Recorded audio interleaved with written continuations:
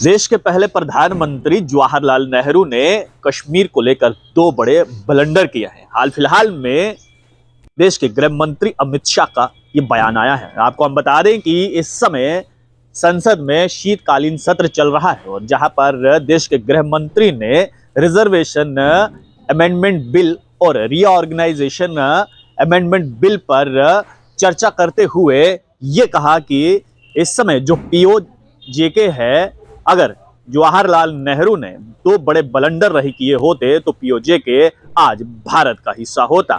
आज भी वो जमीन हमारी है और हम उसे लेकर रहेंगे। आपको हम बता दें कि गृह मंत्री अमित शाह ने संसद में जिन दो ब्लंडर्स का जिक्र किया है, सबसे पहले उन्होंने ये कहा कि जिस समय हमारी सेना जीत रही थी और हमारी सेना जिस समय पंजाब में पहुंच गई थी, उस समय देश के प्रधानमंत्री जवाहरलाल नेहरू ने सीज फायर की घोषणा कर दी। अगर उस समय सीज फायर की घोषणा नहीं की होती तो आज पीओजेके भारत का हिस्सा होता।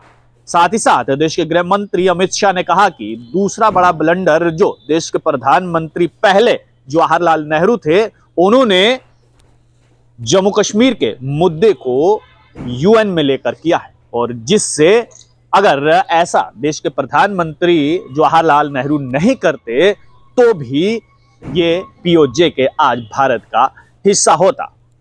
जैसे ही उन्होंने ये भाषण दिया तो पलटवार में जम्मू कश्मीर के पूर्व मुख्यमंत्री डॉक्टर फारूक अब्दुल्ला कूद गए।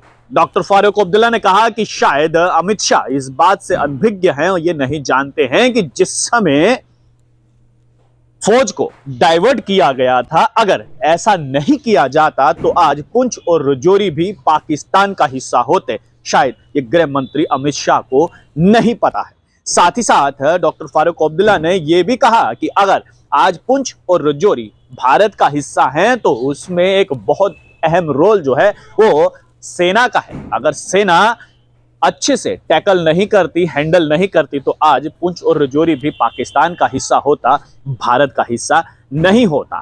और जहां तक बात रही कि जो मुद्दा यूएन में लेकर गए, उस समय डॉक्टर फारूक अब्दुल्ला ने यह भी कहा कि उस समय लॉर्ड माउंटबेटन और सरदार वल्लभ भाई पटेल, इनकी भी रजामंदी थी, जिसके बाद इस पूरे मामले को यूएन में लाया गया। लेकिन यहां पर देखने वाली बात यह है कि डॉक्टर फारूक अब्दुल्ला एक तर्क दे रहे हैं और दूसरी तरफ देश के गृह मंत्री यहां पर जवाहरलाल नेहरू की उस लिखी हुई किताब का तर्क कर रहे हैं, जिसमें जवाहरलाल नेहरू ने खुद ये कहा है कि मुझसे बहुत बड़ी गलती हो गई कि जिस समय हमने सीज फायर किया है। अगर ऐसा नहीं होता तो आज शायद जम्मू कश्मीर पीओजेके भारत का हिस्सा होता।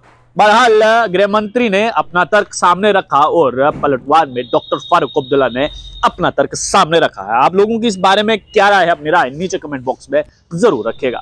आप लोग देखते रहिए टॉक्स, मुझे यानी देव ठाकुर को दीजिए इजाजत। धन्यवाद।